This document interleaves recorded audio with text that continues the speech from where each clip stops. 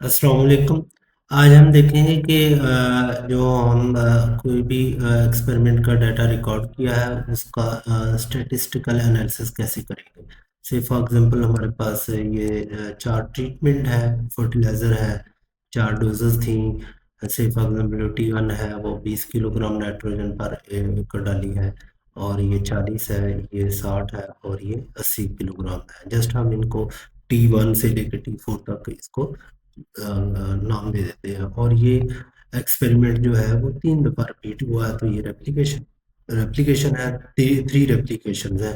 तो ये उसी तरह है, और ये उससे ना यील्ड का डाटा जो है ना वो आया है, किलोग्राम पर प्लॉट है या किलोग्राम पर एकड़ है या जो भी उसका यूनिट होगा, ये सपोज डाटा है। तो इस तरह ये सबसे पहले हमारा जो फील्ड से या लैब से डाटा है वो रिकॉर्ड करके इस फॉर्म में जो है ना हमने तरतीब से एक्सेल शीट में एंटर करना है। उसके बाद हमने इसको कॉपी कर लेना है। कॉपी करके हमने अपना जो है स्टैटिस्टिक प्रोग्राम जो है वो उसमें फीड करना है।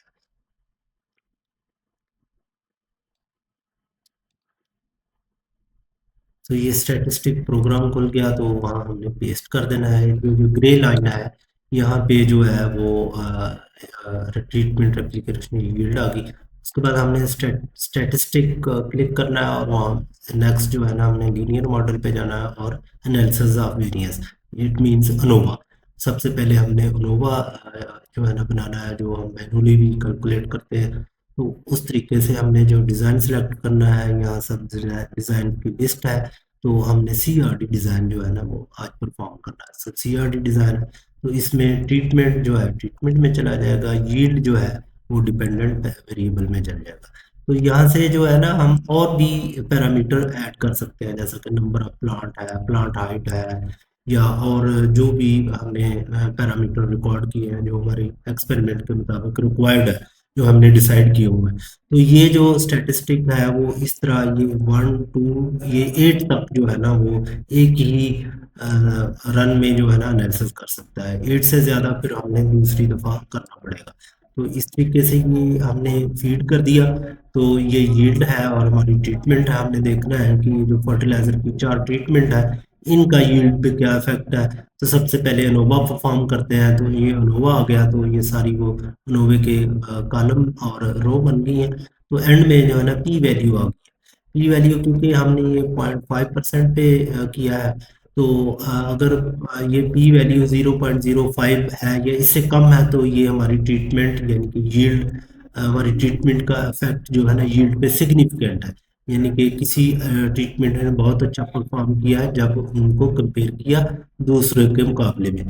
तो ये क्योंकि अब 0.00 है, तो ये 0.505 से कम है, तो इसका मतलब है ये ट्रीटमेंट सिग्निफिकेंट है।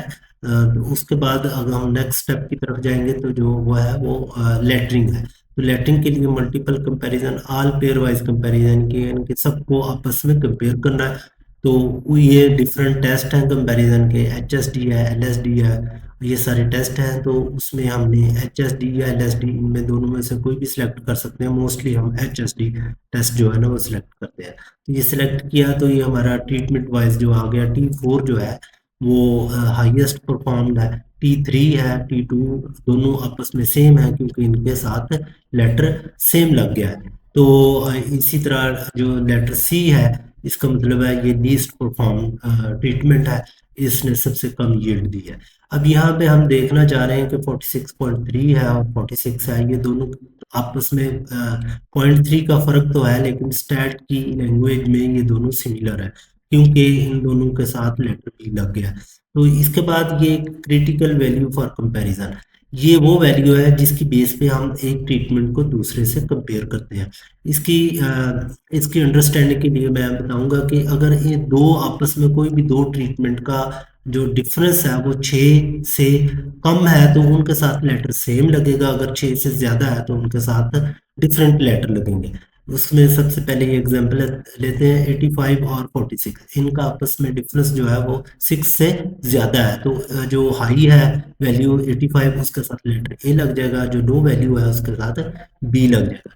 इसी तरह अब 46.3 और 46 इन दोनों में डिफरेंस जो है ना 6 से कम है, तो दोनों के साथ सेम लेटर लगेगा। इसी तरह लास्ट में 46 और 31 इनका भी डिफरेंस जो है वो 6 से ज़्यादा है, तो जो हाई है उसके साथ ऑलरेडी बी लगा हुआ है और नेक्स्ट में उससे नेक्स्ट लेटर जो है वो सी लग जाएगा। तो इस तरीके से जो है ना एनालिसिस हो गया।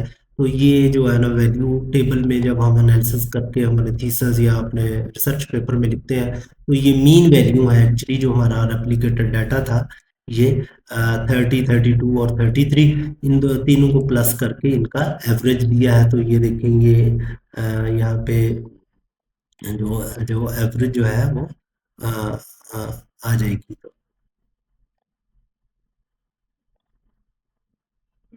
तो इस तरीके से ये सब का एवरेज है। तो ये जो है ना हमारा फाइनल एनालिसिस हो गया। तो वेरी सिंपल है ये सीआरडी डिज़ाइन का।